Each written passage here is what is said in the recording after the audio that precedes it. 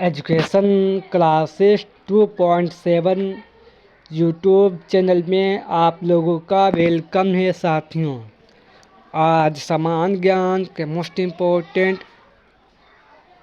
31 question लाए हैं जो आने वाले SSC MTS, SSC CGL, Bihar police, RRB NTPC, Delhi police exam के लिए इम्पोर्टेंट सेशन होने वाला है, इसलिए सेशन में एंड तक बने रहें। चलो सेशन शुरू करते हैं। आज का क्वेश्चन नंबर 1, भारत में कितने ईस्वी से नीति लागू हुई है? भारत में कितने ईस्वी से नीति लागू हुई है? तो साथियों ये आपके सन 1894 ईस्वी से भारत में नीति लागू हुई है, याद रखना। नेक्स्ट क्वेश्चन 2, चीड़ के वृक्ष कितनी मीटर की ऊंचाई पर कश्मीर, उत्तराखंड तथा नेपाल में पाए जाते हैं? चीड़ के वृक्ष कितनी मीटर की ऊंचाई पर कश्मीर, पंजाब, उत्तराखंड तथा नेपाल में पाए जाते हैं? तो साथियों 900 से लेकर 2000 मीटर की ऊंचाई पे ये वृक्ष पाए जाते हैं, याद रखना साथियों। नेक्स्ट क्वेश्चन 3, सोनाबेरा रिजर्व बाघ अभयारण्य किस राज्य में स्थित है? सोनाबेरा रिजर्व बाघ अभयारण्य किस राज्य में स्थित है? तो साथियों ये आपके उड़ीसा राज्य में स्थित है, साथियों याद रखना। नेक्स्ट क्वेश्चन 4, केंद्र प्रायोजित स्कीम बाघ परियोजना की शुरुआत अप्रैल में कितनी ईस्वी में हुई थी? केंद्र प्रायोजित स्कीम बाघ परियोजना की शुरुआत कितनी ईस्वी में हुई थी? तो साथियों ये आपकी 1973 ईस्वी में हुई थी, याद रखना।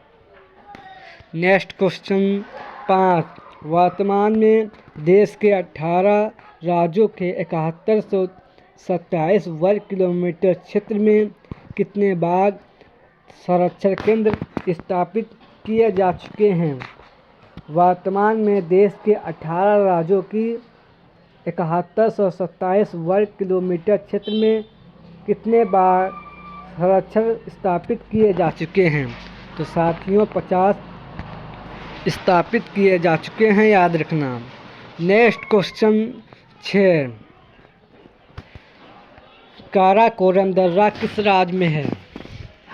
काराकोरम दर्रा किस राज्य में है? तो साथियों काराकोरम दर्रा ये लद्दाख केंद्र शासित प्रदेश में है, याद रखना। नेक्स्ट क्वेश्चन 7, महाराष्ट्र की तटरेखा की लंबाई कितनी है? महाराष्ट्र की तटरेखा की लंबाई कितनी है? तो साथियों 652.60 वर्ग किलोमीटर है, याद रखना। नेक्स्ट क्वेश्चन 8, मेघालय राज्य की राजधानी कहाँ है? मेघालय राज्य की राजधानी कहाँ है? तो साथियों शिलांग है, याद रखना। नेक्स्ट क्वेश्चन 9, मणिपुर का क्षेत्रफल कितना है? तो साथियों मणिपुर का क्षेत्रफल ये आपका 22,227 वर्ग किलोमीटर है, याद रखना। नेक्स्ट क्वेश्चन 10, भारत का विस्तृत मैदान का कुल भूभाग कितना है? भारत का विस्तृत मैदान का कुल भूभाग कितना है? तो साथियों ये आपका यानी 43% है, याद रखना। नेक्स्ट क्वेश्चन साथियों 11, कौन सी विश्व की सर्वाधिक गहरी झील है? विश्व की कौन सी झील सर्वाधिक गहरी झील है? तो साथियों बेकाल झील है, याद रखना साथियों। नेक्स्ट क्वेश्चन 12, पृथ्वी की जुड़वा बहन कहे जाने वाले ग्रह का नाम क्या है? पृथ्वी की जुड़वा बहन कहे जाने वाली ग्रह का नाम क्या है? तो साथियों शुक्र है, साथियों याद रखना। शुक्र सबसे चमकीला ग्रह है और शुक्र सूर्य के सबसे नज़दीक ग्रह है, यह भी साथियों याद रखना। नेक्स्ट क्वेश्चन साथियों 13, अति गहरी महासागरीय द्रोणियाँ कहाँ पाई जाती हैं? अति गहरी महासागरीय द्रोणियाँ कहाँ पाई जाती हैं? तो साथियों ये आपके प्रशांत महासागर में पाई जाती हैं, याद रखना। नेक्स्ट क्वेश्चन साथियों 14, मोना लाओ एक सक्रिय ज्वालामुखी है। मोना लाओ एक सक्रिय ज्वालामुखी हवाई द्वीप पर है साथियों, याद रखना। नेक्स्ट क्वेश्चन साथियों 15, निम्नलिखित में से कौन सा व्यक्ति इटली के एकीकरण से संबंधित नहीं है? निम्नलिखित में से कौन सा व्यक्ति इटली के एकीकरण से संबंधित नहीं है? तो साथियों केचूर, गैरीबाल्डी, मोजनी ये संबंध है, लेकिन मोसोलिनी का संबंध नहीं है साथियों, याद रखना। नेक्स्ट क्वेश्चन 16, दूसरे विश्व युद्ध के दौरान निम्नलिखित में से कौन सा देश उन तीनों ध्रुवीय शक्तियों में से एक नहीं था जिन्होंने मित्र राष्ट्र शक्तियों का विरोध युद्ध किया था? दूसरे विश्व युद्ध के दौरान इनमें से कौन सा देश उन तीन ध्रुवीय शक्तियों में से नहीं था जिन्होंने मित्र राष्ट्र शक्तियों के विरोध युद्ध किया था? तो साथियों ये आपका देश चीन है, याद रखना। नेक्स्ट क्वेश्चन साथियों 17, 19वीं शताब्दी के अंत में कौन सा देश सबसे बड़ी औपनिवेशिक शक्ति के रूप में उभरा है?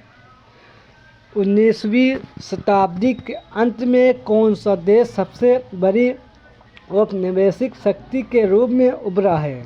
तो साथियों ये देश आपका ब्रिटेन है, याद रखना। नेक्स्ट क्वेश्चन साथियों 18, प्रथम विश्व युद्ध के समय अमेरिका के राष्ट्रपति कौन थे?